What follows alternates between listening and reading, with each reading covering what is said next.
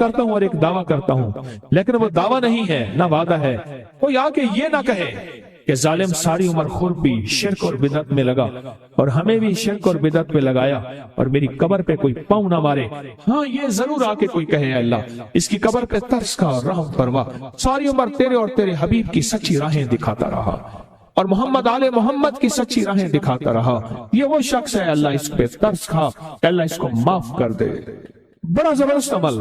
مجھے آ کے جب کاغذ دیا نا، کاغذ میں دیا تو انہوں نے کہا کہ خواتین کے ذریعے ہمیں جو پتہ چلا، اور وہ پتہ یہ چلا کہ موصوف حضور کے گھرانے کو یہ ساری سورۃ اخلاص، ساری سورۃ قل هو اللہ، یہ درود، یہ عمل ہدیہ کرتے ہیں اور حضور کے گھرانے کو ہدیہ کر کے پھر ہماری مشکل کی دعا کرتے ہیں اور بہت گڑ گڑا کے دعا کرتے ہیں اور پھر ان کو ہدیہ دے کے عرض کرتے ہیں آپ بھی ہمارے لیے دعا فرمائیں، اور بہت دیر تک پھر آمین کہتے ہیں، آمین۔ اور اس تصور کے ساتھ، یہ تصور ذرا غور سے سنیے گا توجہ سے، اس تصور کے ساتھ کہ وہ ہستیاں میرے لیے دعا کر رہی اور میں آمین کہہ رہا اور اللہ کی بارگاہ میں ان کی دعائیں قبول ہو رہی اور اللہ کی عرشوں پہ دعائیں پہنچ گئیں اور جبریل لے کر چلے گئے، اللہ کے حضور دعا رکھی گئی اور اللہ نے اپنی طاقت اور قدرت کی مہر قبولیت کی لگا دی۔ کہا یہ عمل ہے۔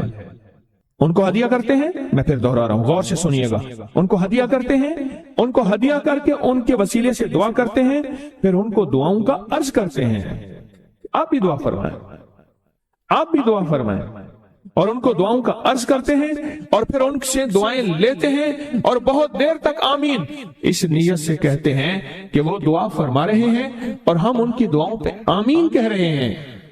یہ ہمارے اکابر کا عمل ہے، یہ ہمارے بڑوں کا عمل ہے، یہ ہماری بڑی بڑی ہستیوں کے عمل ہیں۔ میں اس لیے کہہ رہا ہوں میری کوشش ہوگی کبھی آپ کو شرک اور بدعت پہ نہ لگاؤں، میں اس لیے کہہ رہا ہوں میری کوشش ہوگی امت کو وہ خیر کے عمل بتاؤں جو عموماً لوگ چھپا کے چلے جاتے ہیں، جو عموماً لوگ اپنے تک رکھتے ہیں، میری کوشش ہوگی۔ میں نے آج تک حضور کے گھرانے کو ہدیہ پیش کیا ہو، میں نے آج تک حضور کے گھرانے کو تحفہ پیش کیا ہو، میں نے آج تک حضور کے گھرانے کو نذرانہ پیش کیا ہو اور حضور کے گھرانے کی طرف سے مجھے خالی ہاتھ لوٹایا گیا ہو۔ ممکن ہی نہیں، ممکن ہی نہیں کہ خالی ہاتھ لوٹایا گیا۔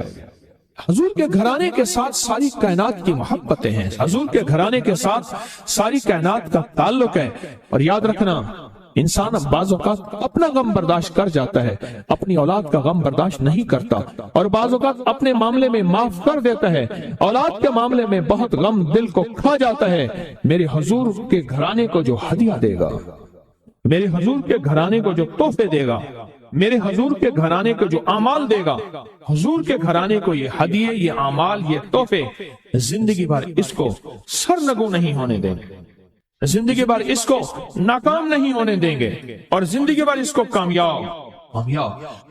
2 تسبیح صبح، 2 تسبیح شام سورۃ اخلاص کی، 2 تسبیح صبح، 2 تسبیح شام سورۃ اخلاص کی آپ پڑھیں، آپ پڑھیں اور پڑھ کے ان ہستیوں کو ہدیہ کریں، ہستیوں کو ہدیہ کریں، حضور کے گھرانے کو ہدیہ کریں، اور حضور کے گھرانے میں حضور کی بیویاں، حضور کی بیٹیاں، حضور کے بیٹے، حضور کے داماد، حضور کے نواسے اور نواسیاں، یہ حسن اور حسین جس کو حسنین کریمین کہتے ہیں، یہ حضور کے نواسے ہیں، یہ حضور کا گھرانہ ہے، ان کو ہدیہ کریں، اپنے مسائل کو حل ہوتا دیکھیں، اپنی مشکلات کو حل ہوتا دیکھیں، اپنی ناکامیوں کو ختم ہوتا دیکھیں۔ سالہ سال سے یہ عمل بتا رہا ہوں، سال سے یہ عمل بتا رہا ہوں۔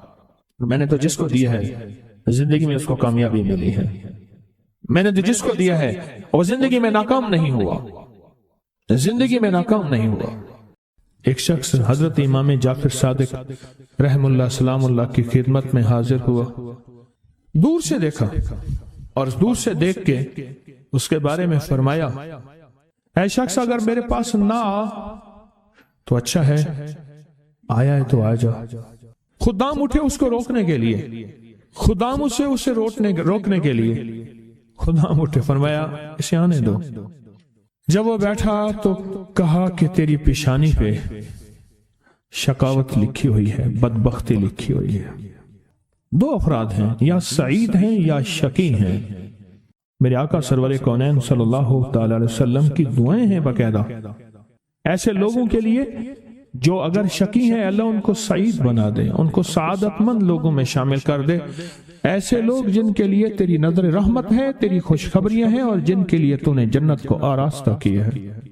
فرمایا تو خاموش بیٹھ گیا اور کہنے لگا کہ آپ نے میری پیشانی کو پڑھ لیا، بس میں اسی لیے آیا ہوں اور آ کے آپ کی خدمت میں. کیا ایسا ممکن ہے کہ میری یہ شقاوت ختم ہو جائے؟